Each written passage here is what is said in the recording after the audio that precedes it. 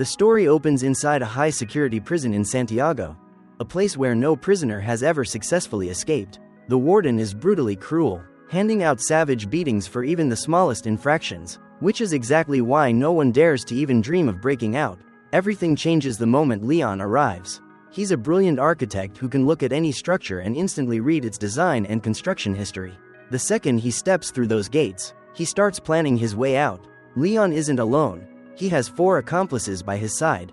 After the warden lays down the rules and makes clear he'll kill anyone who breaks them, the prisoners are taken to their cells. Leon tries to claim cell 50, the perfect position for his escape plan, but someone's already taken it, so he ends up in cell 51 next door. When his crew gathers in his room, Raphael points out the problem right away, but Leon explains he couldn't get there in time from the lower floor.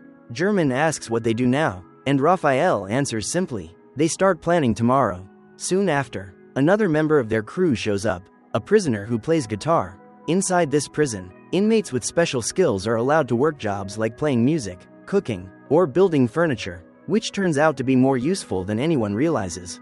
The next day, Leon walks the entire prison with a careful eye. Guards are posted everywhere, making a wall climb completely out of the question. So he switches to a different plan entirely. He starts counting his steps to measure the distance from the cell block to the outside, then gathers the crew and lays it out. They're only about 90 meters from the road outside the walls. No climbing needed. They'll dig a tunnel straight under the ground and come out in the forest, where no guard will ever find them. The one massive problem is figuring out where to hide all the dirt they dig up.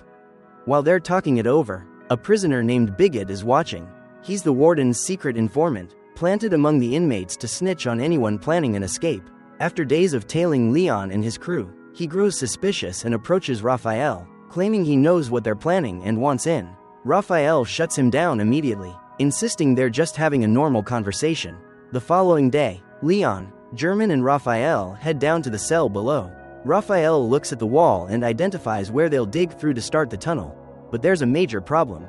Every night, guards do a full room inspection and any sign of digging would get them all caught. Leon's solution is simple. They'll break through part of the wall, then create a fake block that looks identical to seal it back up whenever guards come around. The plan is solid, but the dirt problem remains. Leon calls in the guitar player, who pulls a large screwdriver out of his instrument and hands it over. Then Leon starts carving a square hole in the ceiling. To cover the noise, the guitarist plays and sings loud enough to drown out everything happening inside the cell. After a while, Leon breaks through, and when he looks up he finds an enormous space above, large enough to hide over 80 tons of dirt. The whole group is immediately energized, but night is falling and guards are about to do their rounds. Raphael panics about the open hole, and Leon calmly tells him to get some eggs. Raphael thinks he's joking, but Leon insists. While Raphael goes to get them, Leon and German grind the broken brick into fine powder, then mix it with lime and the eggs to create a paste that looks just like cement. Outside, the guitarist shifts to a different melody, their signal that guards are approaching. The crew kicks into high gear, shaping the mixture into a fake block and pressing it into the hole, then covering it with a poster. Minutes later, guards walk in and inspect everything carefully. One of them notices the poster on the ceiling and is about to pull it down when an officer outside calls him away, saving the group by the thinnest possible margin. By day 34, they can't afford to move slowly anymore. Leon and German climb up into the ceiling space and build a hollow wooden box, filling it with white cement to create the fake tunnel plug. A few days later it's done and the real digging begins. They cut out the bottom section of the wall to match the fake block's exact dimensions, but the noise is too loud and a few guards start drifting toward the cell. Luckily the guitarist spots them and sprints over to warn the group. With the hole still not big enough to fit the fake block, they scramble to pile rubble over the work area, cover it with furniture and act completely normal. The guards walk in, look around, find nothing and leave. The second they're gone, the crew cranks up the radio and gets straight back to digging. Hours later, they finally carve out the perfect opening, slide the fake block into place, haul all the dirt and rubble into bags and carry everything up to the room above. There they remove the fake ceiling panel, dump the dirt into the hidden space above, seal it back up, coat it with white cement and cover it with photos. From that point on, the guitarist plays every single day to mask the noise and watch for guards.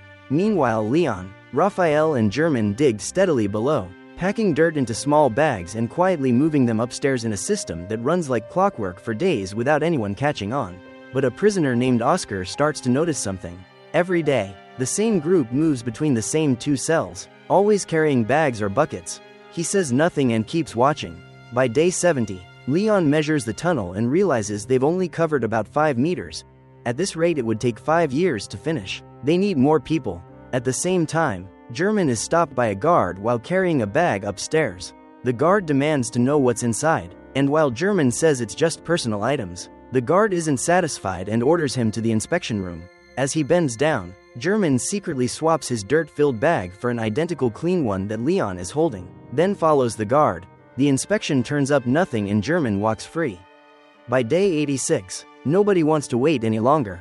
Leon brings in prisoners from the upper floor, shows them the fake wall and the tunnel, and they immediately agree to join. Among them are death row inmates who have nothing to lose. Before anyone starts, Leon lays down one rule. After every shift everyone washes up and cleans their clothes so no trace of dirt gives them away. With the added manpower, they jump from moving a few bags a day to shifting 100 kilograms of dirt daily. Now it makes sense why Leon recruited from the floor above. They no longer need to haul dirt up the stairs at all. They knock an additional hole in the ceiling of the digging room so dirt can be passed directly up, cutting the risk in half and doubling the speed. Every digging session runs with the radio on full blast. Outside, uninvolved prisoners go about their routines as a distraction, and if anyone spots guards getting close, they knock on the cell door as a warning. Inside, tools get hidden instantly and everyone snaps back to looking completely unbothered. Every night, the whole group meets secretly to plan the next steps, making sure no one's behavior draws suspicion during the day. One afternoon during a football game in the yard, Oscar walks up to Raphael and comes clean. He's figured out the tunnel plan and wants in. Raphael brings him straight to Leon, who agrees to let him join. Afterward, Leon pulls Raphael and German aside and raises the next problem. Even if the tunnel works, 40 people running out of a prison at once will trigger an immediate police chase. They need someone on the outside ready to move. Leon's answer is Raphael's wife, Paulina. She could organize a bus to get everyone out the moment they surface. By day 182, visiting day arrives and Paulina comes to see Raphael. He quietly tells her everything, asks her to find people and arrange the bus, and she agrees without hesitation. By day 205, the tunnel has pushed far enough that it matters. But then one afternoon, guards suddenly run an inspection in the middle of the day, something they've never done before. Leon and Raphael immediately suspect the plan has been leaked. Leon runs the warning and everyone abandons their tools and gets back to their spots in seconds. The person working alongside the guitarist crawls out fast, but the guitarist himself is trapped at the far end of the tunnel. He knows he can't make it out before the guards find the entrance. Raphael thinks fast. He rallies every prisoner in the block and forms a wall of bodies in front of the advancing guards, physically blocking them from reaching the cell area. The officer loses it and orders a crackdown, and the prisoners fight back hard, buying just enough time for the guitarist to crawl out and seal the fake block back into place. When he peers outside, he sees the entire prisoner population has been dragged into the yard and forced to stand shirtless under the sun as punishment. The warden appears and orders them to stay out there until sunset and cuts their food ration for the day. While that's happening outside the prison walls, Paulina makes her way to a church to meet Leon's father, a priest along with an old friend of Leon's. She explains the whole plan and says they need a bus ready to go. Leon's friend doesn't hesitate. He'll handle the bus himself.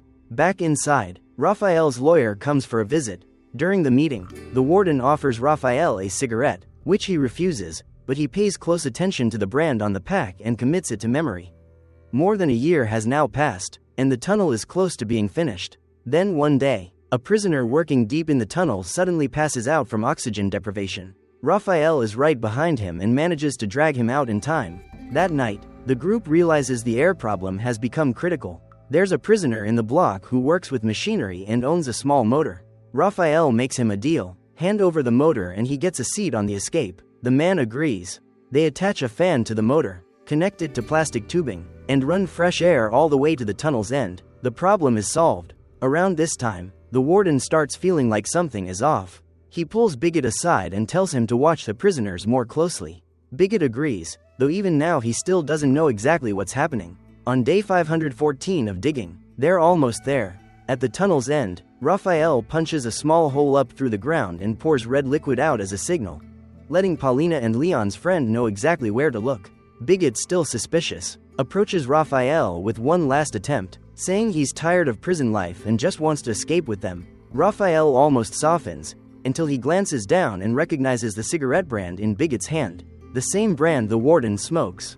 In that instant, he knows exactly who Bigot is and says nothing more. Outside, Leon's old friend walks a dog past the area and spots the red signal. The next day, Leon's father comes in for a visit and delivers the news. They've dug past the prison boundary, but they're not in a safe enough spot yet. They need to go about 40 more feet. The crew keeps going. They're just days away from finishing when a massive earthquake hits, shaking the entire prison. Leon immediately sprints for the tunnel, while guards rush all the prisoners outside to avoid collapsing walls. Leon dives in and pulls a trapped teammate free. His biggest fear is that the quake collapsed the tunnel, but when he checks, it's completely intact. As the final preparations come together, Leon finds the wheelchair-bound prisoner and tells him they're getting out and he wants him to come. The man shakes his head and tells Leon to go without him, and then the night arrives. While every prisoner in the block is glued to a romantic film on TV, the escape group quietly slips away one by one. Nobody notices. They make their way to the cell with the tunnel entrance and drop in, each person following the last into the dark. Meanwhile, Bigot suddenly looks around and realizes a massive number of prisoners are missing. He rushes straight to Raphael's cell. On the way, the wheelchair prisoner rolls into his path to slow him down. Bigot shoves him aside and keeps running. He reaches the room and finally finds the tunnel. Only Oscar is still there, the last one to go. The moment Bigot understands what's happening, he turns to run for the guards, but Oscar stops him. A brutal fight breaks out. Bigot drives a screwdriver into Oscar's arm, leaving him badly wounded. Even then, Oscar holds on long enough to knock Bigot unconscious, but by the time he tries to crawl into the tunnel, his arm is too damaged to carry him through. At the far end, the rest of the group reaches the tunnel's exit. Leon's friend is already there on the surface, lifting the hatch and pulling each person up one by one. Once out, they change their clothes immediately. A bus pulls up at the bridge ahead, and everyone runs for it. But Oscar still hasn't appeared. German refuses to leave without him and runs back into the tunnel to look. Inside the prison, the movie ends and prisoners start heading back to their cells. The wheelchair prisoner quietly tells the crowd that there's a tunnel in Raphael's cell, and immediately, a wave of inmates floods toward it, which tips off the guards. They call for backup and the alarm starts screaming across the entire facility. On the bus outside, everyone hears it. There's no more time. German comes back and admits he couldn't find Oscar. The bus pulls away. Inside, Oscar is left behind, his wound too severe, his chance gone. News of the escape reaches the warden almost instantly. He's furious. On the bus, Paulina hands every person a wallet containing cash and fake documents. Then the group splits up in every direction to make themselves harder to track down. After months of digging in secret, they had finally made it out. It stands as one of the largest prison breaks in history, nearly 50 prisoners escaping in a single night. But Oscar, the man who risked his life to protect everyone's secret, never got to walk out with them. And that's where the film ends, based on a true story.